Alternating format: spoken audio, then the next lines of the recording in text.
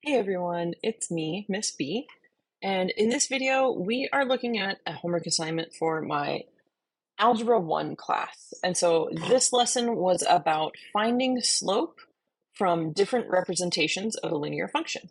So the first one, or the first kind that we're looking at here, is the slope when you're given 2 points. So I'm going to write out what the slope formula is here. And you might actually see me solve this a little bit differently. I'm going to demonstrate that on at least one of these questions here because I find that it helps me out personally. So the slope formula, and if this is the way you're most comfortable using the slope formula to find slope, then you can do that. But I will write it out here. So we would say that our slope is equal to y2 minus y1 over x2 minus x1. And I'll write next to it, I guess, if you were, that would be using 2 points of x1, y1, and x2, y2. The problem with this is that I oftentimes, when I have things next to each other, forget like which pieces I'm supposed to put where, and I get mixed up between which one is y2 and which one is x2, and it just generally causes me a little bit of confusion. So what I'm going to demonstrate with, I guess with part A here, and maybe with some of the other pieces, is what I would call stack and subtract. So you still end up doing the correct subtraction, and you still end up putting them in the correct places.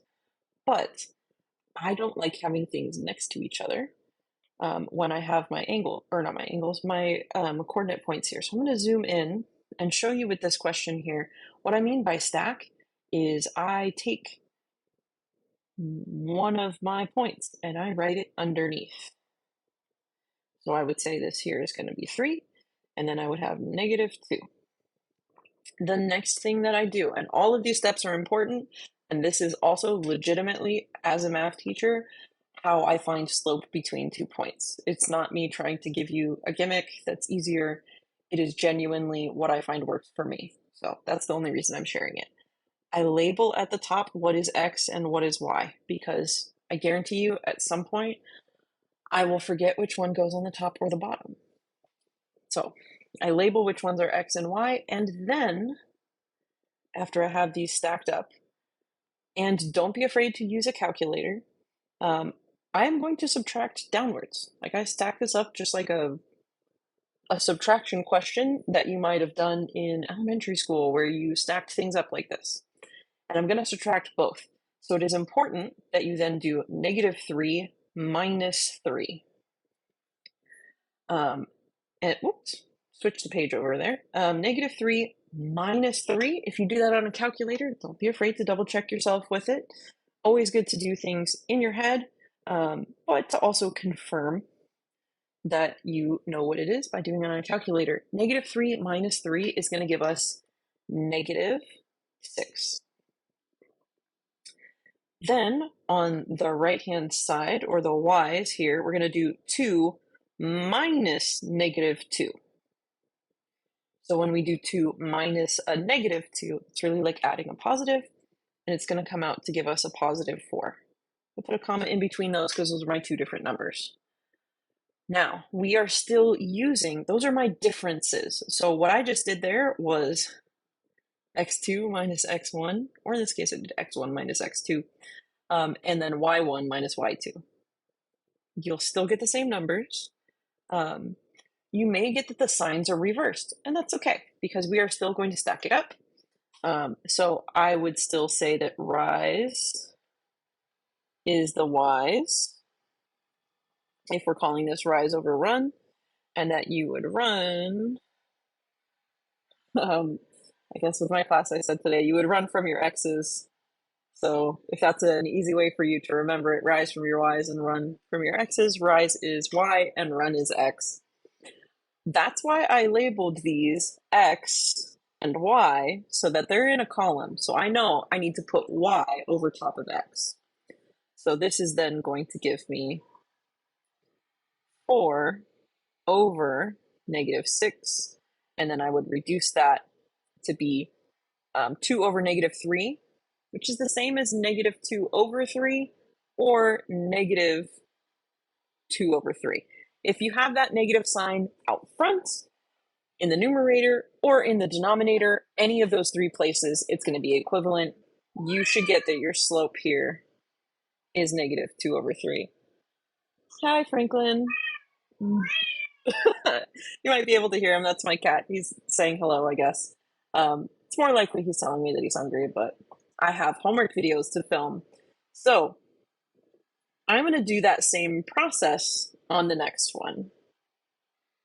I'm actually going to do that same process on all of these, but if you do the y2 minus y1 thing, you should actually get the exact same answers, that your slope is either negative or positive, and that you should have 2 over 3 for the previous one, or you'll, I guess, just have to see what we're gonna get for the next one. So I'll do this one in red just so my work doesn't leak over into the other one.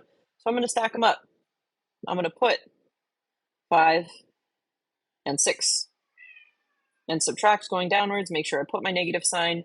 2 minus 5 will give me -3, and 5 minus 6 gives me -1. So this is x and this is y. That means rise is y and run is x. So we would do rise over run, or -1 over -3. Now, this doesn't reduce, 1 and 3 don't reduce with each other, but we do need to remember that anytime we have two negatives, or one on the top, one on the bottom, that those become both positives. So we are going to have, for an answer to this one, positive 1/3. You should not be leaving your answer in -1 over -3 format, because the slope here is positive. It is going to increase from left to right.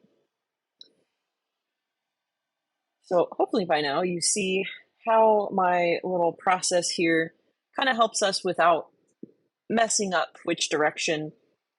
This, what you can do incorrectly sometimes is choose the wrong, like do y1 minus y2, but then do x2 minus x1. And if you do it that direction, you can make a mistake in the sign of your answer. So that's just why I like this method, because it helps me keep things organized. All right, let's stack this one up. This is going to be 18 and 240. This is going to be x. This is going to be y. I'm going to subtract these going downwards. 25 minus 18 should be 7, but I'm going to check myself anyways because I am not confident with my subtraction, but I am not afraid to admit that. And it is 7, so maybe just checking with my calculator builds my confidence. But when I do 240 minus 240, I do know this one. Those are the same number, and if I subtract them, I'm going to get 0. So I do need to make sure now that I do y over x. So this is going to give me 0 over 7. 0 over 7 is a possible answer. It's only going to be impossible or undefined if 0 is in the denominator. But in that case here, we have 7. So when the y values are the same, that's okay. If the x values are the same, that's what goes in the denominator, and a 0 in the denominator is not okay. So this one just is 0. And if you're like, but wait, Miss B, I got a -7. That's fine. 0 divided by -7 is still 0. So it doesn't mess up your sign here at all. Basically, if you get that your signs are opposite, one's positive, one's negative, you've got a negative slope. If you get that your signs are the same, whether they're both positive or both negative, you're going to have a positive slope. And with 0, it doesn't matter because 0 is either going to give you a slope of 0 or an undefined, so the sign of the other piece doesn't matter. So that's the first 3. Hopefully that method made some sense. Again, if you use if you use this formula, that is absolutely fine. I know that that is going to be included on our test, so you can always fall back to using that if you don't remember the stack and subtract method that was shown to you by Ms. B. All right, so identify the slope of the linear representation. This is in graph format, so I'm going to put some points on here where I see it cross these little corners of my boxes here. So I see a point there, and I see a point here. We're going to count up and down first because it is rise over run. So we're looking at, are we going upwards or downwards? And it looks like we need to go down one box. So that's down one. And then over to the right, 3. So our run is 3. So this here would be a -1 over 3. And I like to think of it, since it's a fraction, over 3. We're also going over to the side. This is the number that we put in our denominator. So it is over 3, but also over 3. For B here, we have a vertical representation. So I can just put some points here. Left to right, I'm going 0. Well, actually, let's look at my up and down first. I have to go down 3, so -3. Why did I write a 1? -3, and then over 0. So -3 over 0, this is undefined.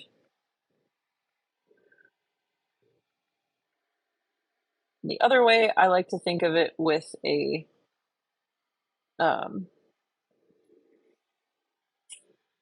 with a representation here, I like to think of this as can you walk on that line? And if so, which direction are you walking? Are you walking uphill or are you walking downhill? Or is the slope 0, so it's flat, so there is no hill. There is 0 hill or 0 slope. But this one here, unless you are Spider-Man or some breed of crazy mountain goat, I don't think you can walk on a vertical line unless you are somehow finding a way to defy gravity. So that is why this is undefined. So I like to think of these as representations with like a little person who might be walking along that line and their slope going downhill from left to right. So it should be negative, means this one is accurate. But that little person would not be walking on this. They would actually be very sad and falling. So no walking happening. Let's look at the third type of representation. That's going to be tables. So here we're going to look at how our values change from one row to the next. And we're going to compare those values.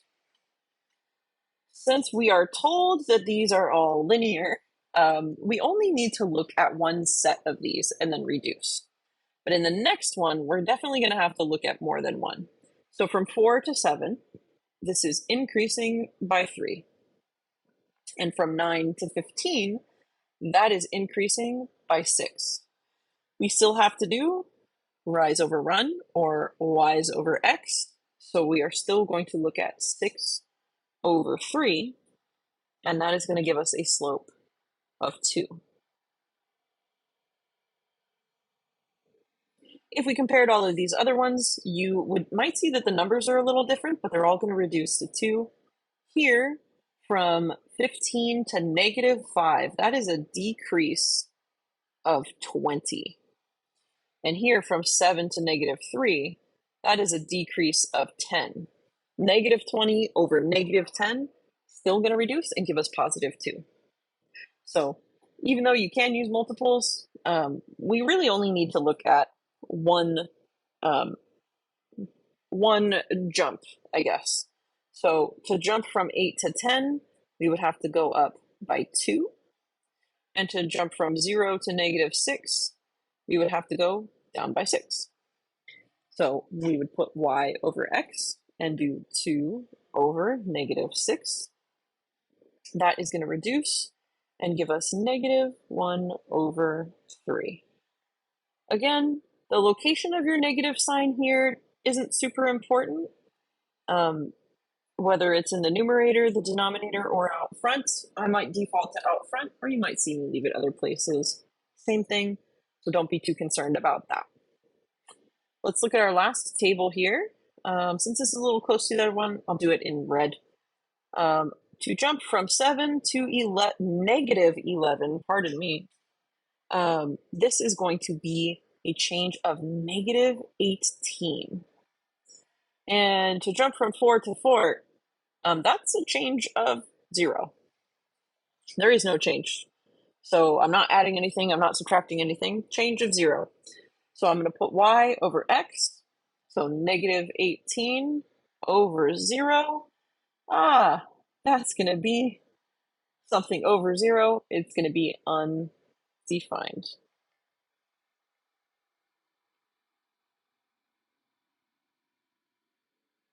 There we go. And it wouldn't matter what number is in the numerator there. Anything divided by 0 is going to be undefined. That brings us to question 3, which is to tell whether each function is linear or not.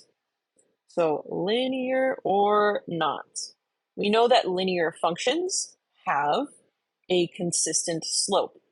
So that rate of change, we should be adding or subtracting by the same number within the same gap, I suppose. So let's look at this first one here. The change from negative 3 to negative 1 is plus 2. So we would have to plus 2 here. Then we are going to check out our change on the right-hand side. So change from 44 to 4, that's a pretty big change. That is decreasing by 40, so minus 40. Now on these ones, we don't know if they're linear or not, so we are going to check that our numbers are consistent. So for that first grouping, I had negative 40 over 2. All right, so for the next one, to go from 4 to negative 1, that is a change of negative 5. And to go from negative 1 to 0, that's actually an increase of 1. So is this the same as, is negative 40 over 2 the same as negative 5 over 1? Definitely not. And since those are not the same, this is going to be not linear. I'm going to write out an explanation for these afterwards, but I'm going to put my math here on the side for each one. So let's check here. Negative 7 to negative 8 is a decrease of 1, where it's negative 1. From negative 5 to 0, that's an increase of 5. From negative 8 to negative 9, again a decrease of 1. And here again an increase of 5 between those two numbers, 0 and 5. And it turns out that for all of these here, it's going down by 1 and it's going up by 5. So these are all going to be the same. I would say this is linear because they were all 1 over 5. Now let's check our differences for this last one. It's close to the bottom here, so I'm going to zoom in a little so I can write a little easier and you can see more of what I'm talking about. So from 4 to 6, these numbers here, that's an increase of 2. From 6 to 8, also an increase of 2. And from 8 to 9, we have an increase of 1. So we're going to have to check out some stuff here and see what works. Negative 30 to negative 46. This is going to be a change of negative 16. And negative 46 to negative 62 is also going to be a change of negative 16. You can check that one out if you don't trust me on a calculator.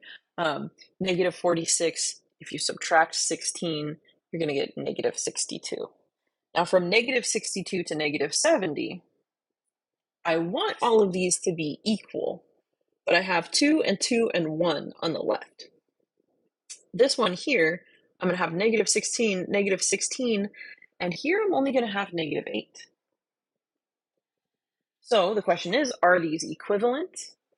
And so negative 16 over positive 2, is that the same as negative 8 over a positive 1? Yes. It's okay if your numbers are different as long as they simplify to give you the same thing. So this is also going to be linear. So those are my mathematical justifications. Let's write out some sentences here. I'll try to have a decent space here to write. So I would say the first table is a non-linear function because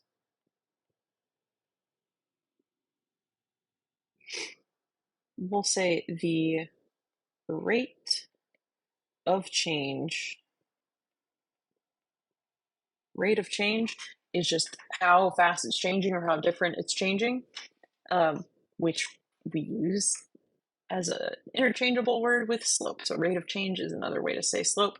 First table is a nonlinear function because the rate of change is not consistent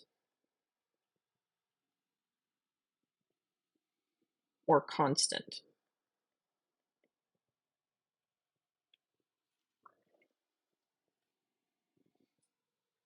The last, or we say the bottom two tables. Bottom two tables both have constant rates of change. I'm going to say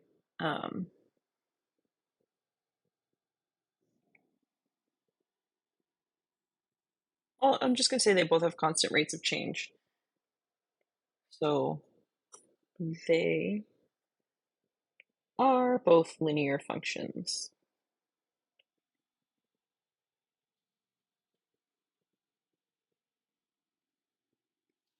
And there is my justification of my responses in words, and then with the mathematics to go with it. So hopefully that makes a good visual. That's going to be it for the front page. There is one other side to this homework, so we're going to flip over. And here we have two, maybe three questions, and we are going to work with these. So let's start with number 4. Yeah, there is 4, 5, and 6. Number 6 is the way down here at the bottom, but it doesn't look like it's going to be super long. So number 4 here, Bob works as a pizza delivery guy. He earns $50 plus 5 for each delivery he makes in a night. So he's going to earn $5 for each delivery. He is not earning 50 plus 5 for each delivery. The 5 is for each delivery. John works for a different pizza place and he earns $25. There's a typo here. This is plus $10 for each delivery. So $10 for each delivery that he makes. We want to write a function representing Bob's total income for X number of deliveries. So if Bob delivers X number of pizzas, his total income is going to be $50 plus 5 times X.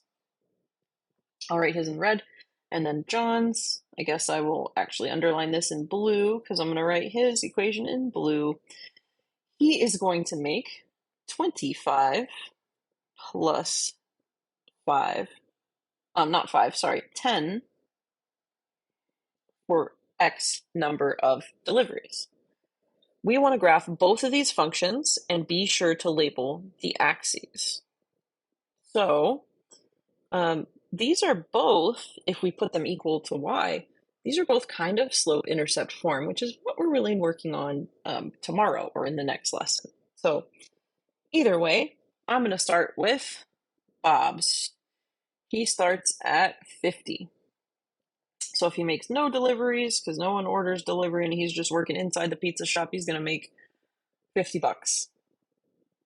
And he's going to make $5 for each delivery. So this scale is a little interesting here. This is actually 1 because it's halfway in between. So he would then make $5 for one delivery, and that would put him at 55. 55 is going to be right here. And he's going to continue making $5 for every single delivery that he makes. And it's going to give us a linear function.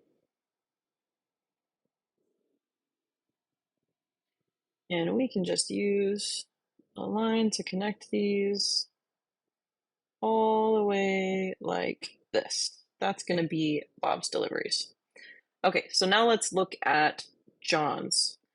John is going to start making $25. So if 20 is there, that means 30 is halfway in between. So 25 would start him out here. Now for each delivery, he's actually going to make 10 bucks. So he's going to jump from 25 to 35 for one delivery, and then 45, and then 55, and then 65. Oh, he's closing in on that price here, or that paycheck. And then 75, and then 85, and 95, and 105. So let's connect these dots. Always use a ruler if you have one. I just don't have one included with the iPad, so I get to cheat and use the straight line maker thing. Okay, so this is John, and this one was Bob. Okay, oh, let's label the axes. We didn't do that. I just kind of made an assumption for what it was. My input, so my x-axis, they told us x was number of deliveries, so I'm going to say number of deliveries. And then on the side here, I'm going to say that this one is pay, or income, or earnings. Any of those are fine. That's just what he's going to get paid, depending on each guy. What is the slope of the line representing Bob's income? You have to be very careful about your scale, but we can still use the graphical method of finding slope here. So I'm just going to go in between these 2 points here that I already have labeled. So that there is going to be a +5, and then this is a +1. So Bob's is a 5/1, or just 5 for his slope. Now for John, let's do his in blue, same as the other ones. This, since these are counting by 5s, his goes up 2 of these boxes, is a +10. But we know going over to the right, we have to jump 2 boxes to go 1, so +1. So his is going to be a 10/1, which is just 10. That would be the slope of his income. So who has a higher rate of change, Bob or John? That would be John. John has a higher rate of change because while they're both positive, John's is increasing faster, and it does actually pass up Bob's. So we would say John is slope has a greater value. And what that means in this situation is that he's getting paid more for each delivery. So our slope here is represented by the amount of pay you receive for the number of your deliveries.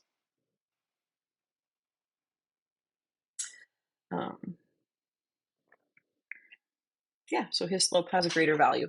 Now, if these were both negative, we would say that -5 is greater than -10. So the answers would be reversed. So just because 10 is bigger, when we have negative ones, we might ask this question a bit of a different way, but since they're both positive, we're just going to go with whichever number is bigger.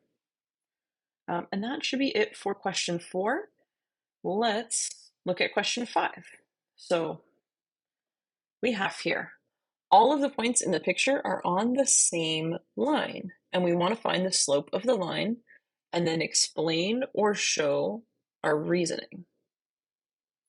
Okay, so I see that 2 of these in the middle here, if we just look at our picture, I have to zoom in to go over to the side a bit. If we just look at our picture, I'm going to highlight a couple pieces here because I see that this is a value we don't have, and we also don't have a value here for B.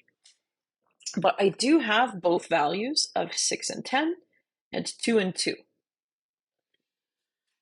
So we can actually find our slope between these 2 points here and then use that to help us find these other ones. So we can actually we can do some counting, or we can stack and subtract. I'm going to say, I'll just show some work over here. 6, 10. I'm stacking and subtracting these, 2 and 2. This is going to have to, this was an increase of 4, and in 10 minus 2, that was an increase of 8. So that becomes 8 over 4, because remember, this is x and this is y's, and 8, or the y value, goes on top. So 8 over 4, this is going to reduce to be a slope of 2, or 2 over 1. So we can say the whole line has a slope of 2 over 1.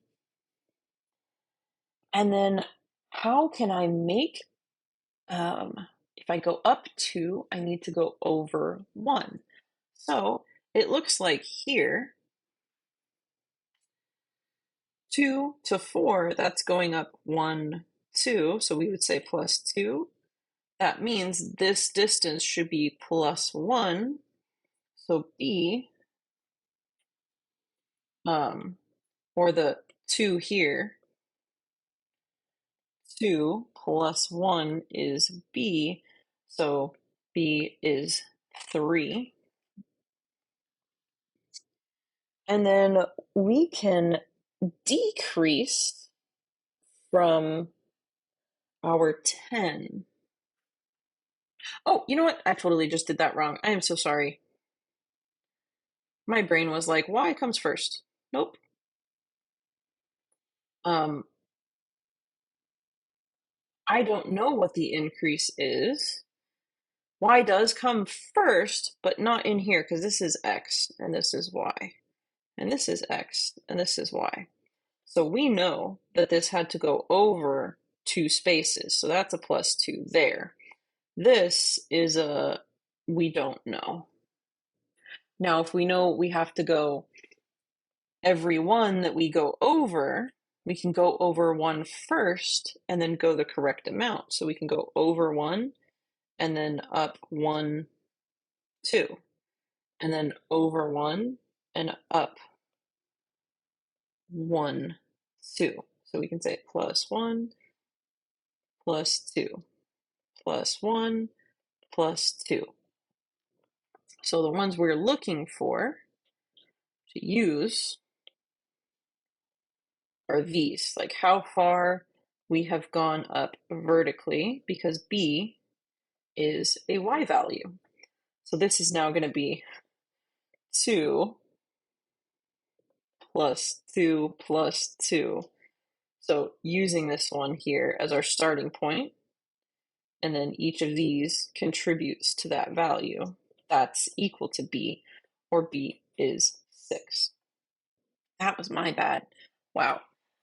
I'm gonna maybe even move some of my stuff here so I have some space to do this on the same graph area, because I am going to do the counting stuff, but I'm going to do that with 8, A and 8, and 6 and 10. So let's do this one with blue. This one here, we know how far it goes up and down. It goes down 2, and it's going to go to the left then. Well, because the difference here is 2, which means the difference here needs to be 1, since that was our slope. So A is going to the left 1. So this is going to be 5, because this is 10. If we went backwards and did 10 minus 2 equals 8, so then we would have to do 6 minus 1 equals A. So A is 5.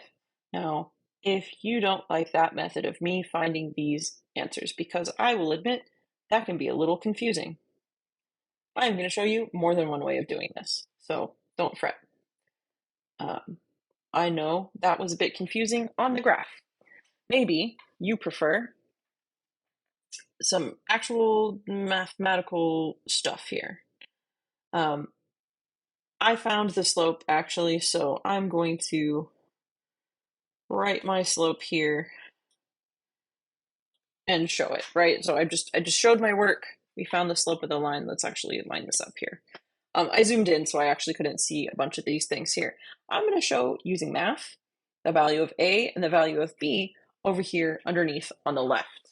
So A is with coordinate pair A comma 8. So I'm just going to write out what each of these coordinate pairs are first. This is A comma 8, and then we had 4 comma B.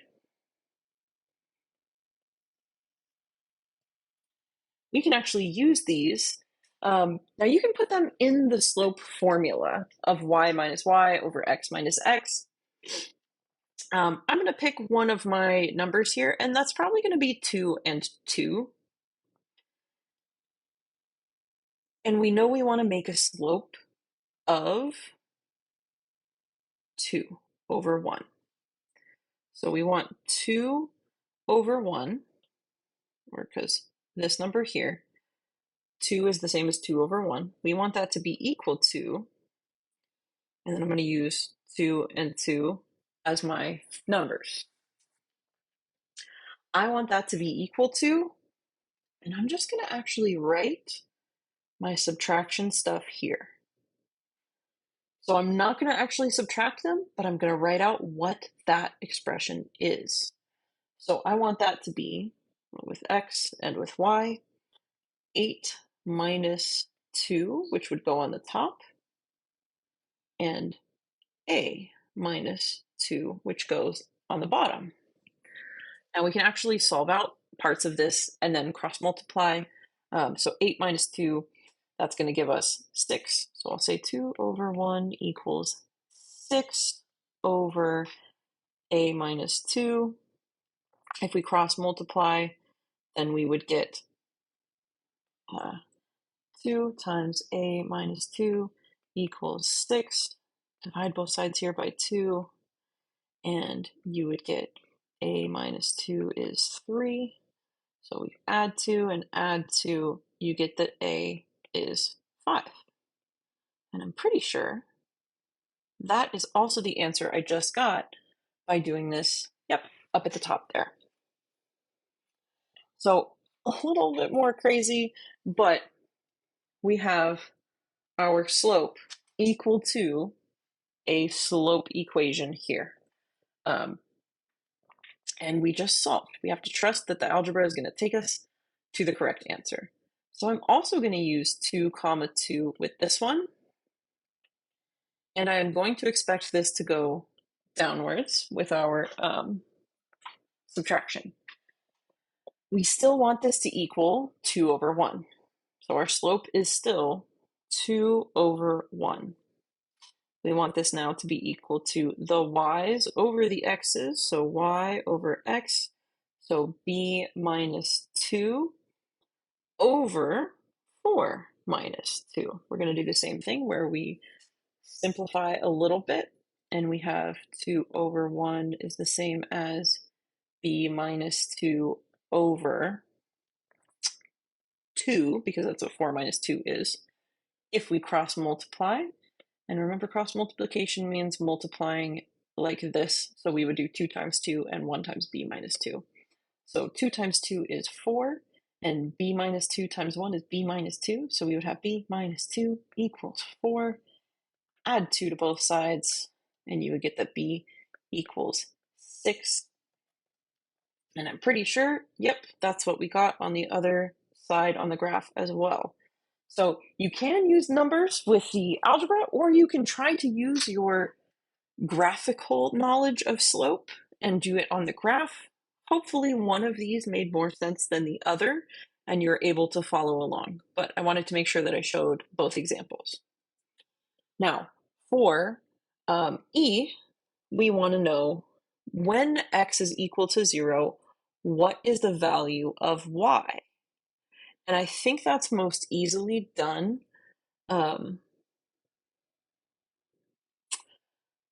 by starting from 2, 2. So if we have 2, 2, we want to know when the x value is 0, what is y? And we're going to do the same thing here and subtract downwards. So the slope should still be 2 over 1. And we are going to have, for the x values, well, we start with the y's, 2 minus y. Actually, it's probably a little easier if we go the other way around here. Now I've already got it written this way, so we'll just do 2 minus y. And then we're going to do 2 minus 0. So this would change into 2 over 1 equals 2 minus y over 2. Cross multiply, and you would have 2 minus y equals 4. So 2 minus what is going to give you 4? Well, if we subtract 2 from both sides, we still end up with negative y, and that's equal to positive 2. So multiply both sides by negative 1, and you'll get that y is equal to negative 2. That would be our answer for that one. So a little bit of some crazy math going on here, but hopefully seeing me walk through it helps you a little bit with it. Definitely ask your teacher in class to explain to you in person, live, if you're having difficulty with these questions. The very last one here, it's a little low down on the page, so I have to zoom out because it doesn't really let me scroll up very well. It just snaps back to the bottom. So Mrs. Heath is working on her answer key for the cumulative exam, and she spills some of her Starbucks on the paper. She can see there were 4 points on the line, but some of the coordinates are unreadable. She sees for sure that the points 2, negative 2, and 10, comma, positive 2 are there, but 2 of the points are missing a piece, 4, comma, A and B, comma, 1. Help Mrs. Heath find the values of A and B, then write the equation of the line in slope-intercept form. Well, let's see. We want to do what our slope is here first. So I'm going to use 10, comma, 2 and 2, negative 2 to find my answers here. 10 minus 2 is 8. 2 minus negative 2 is positive 4. This would then be 4 over 8, or 1 half. So for every 1 that we go up, we would go to the right by 2. So to get to a couple of these, we can just write out some answers, and we can even kind of make a table. And we could have done that in the last one also and just found which values were in there. So let's make a table of x and y. I'm going to make one going horizontally.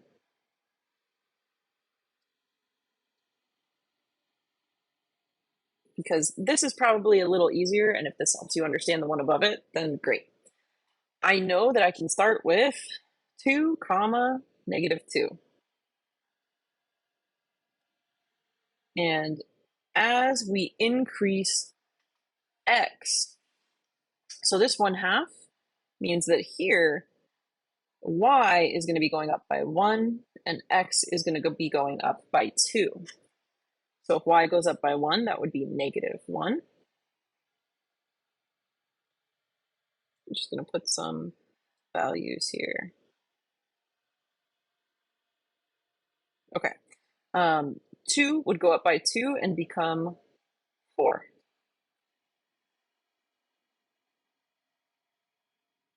And that's actually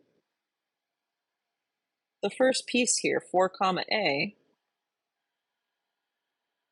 is going to be 4 comma -1. So a is going to be -1. And let's keep going. As -1 increases by 1, we'll get 0. This will increase by 2 to 6.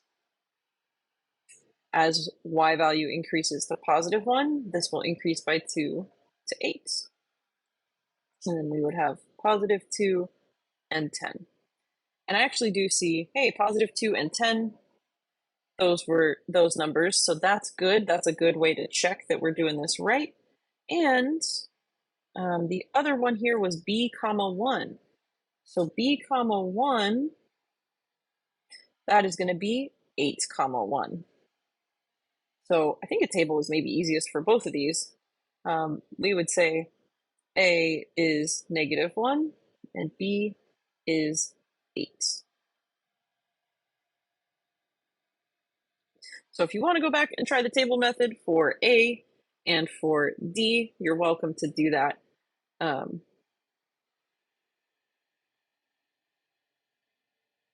I was debating doing that just now and leaving it that way. Yeah, you know what? I'll do that. And then if you watch the video, you'll get to see the graph way, but I'm going to show right here instead. I'm going to erase these 3 mathematical ways because I feel like I always want to try to give students more than one way to do something. So I'm going to redo these 3 pieces and we'll do this the table way. So if we're finding the value of a, gonna make a table. And honestly, it's going to help us find the values of a and of b. Nope, I wanted my selection tool. There we go. Move this just a little bit. Okay, so we're going to have this be x and then be y. Now, if our slope is 2 over 1, that means this one is going to go up by 2, and x is going to go up by 1. So we'll start with 2 comma 2, because that's what we had. As x goes up by 1, so we'll have 3. And then it goes all the way up to 6. So we'll just include all the way up through 6 in this table. And we'll be able to identify the pieces here that we're missing. I think I made too many boxes, but that's okay. 4, 5, and 6. So then y is going to go up by 2. 2 becomes 4. 4 becomes 6. 6 becomes 8. And 8 becomes 10. So in my third way of doing this, a is what's the x value that's paired with 8, so that's going to be here 5, and b was the y value that's paired with 4, and so that's going to be 6. So we would say a is 5 and b is 6.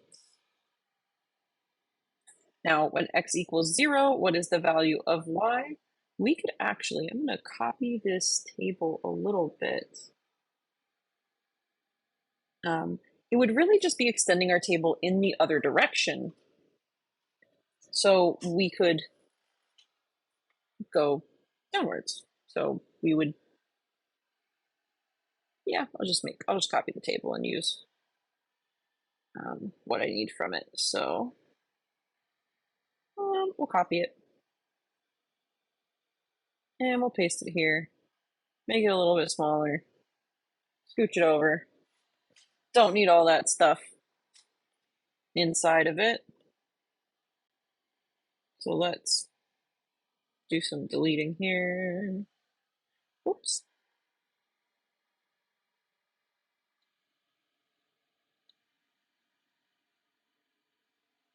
Okay.